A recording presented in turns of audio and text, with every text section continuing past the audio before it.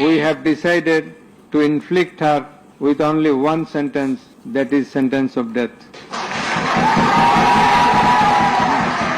চিন্তা করো না তোমরা, আমি গর্ভধারণ করলেই আমার ফাঁসি ওরা দিতে পারবে না। গর্ভধারণ অথবা মৃত্যু। ট্রাইব্যুনাল যে রায় দিয়েছে সে রায়টাকে মেনে নিয়ে আমার বক্তব্য হলো এই যে এই রায়টা ভিন্নভাবে হইলেও হইতে পারত, হয়নি, যেটা আমার বিপক্ষে গিয়েছে। সেজন্য আমি ক্ষুব্ধ, আমি আমার ভিতরে কষ্ট লালন করতেছি।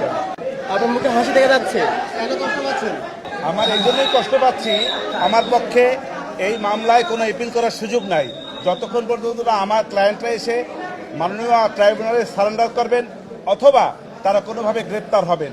এর আগ পর্যন্ত কোনো এপিলেট ডিভিশনে যাওয়ার আর কোনো সুযোগ নেই। আপনারা তো দেখেছেন যে আমাকে রায়ের কপিও মাননীয় ট্রাইব্যুনাল দিবে না বলেছে। অতএব এই যে দিবে না সেটা আইন। আচ্ছা।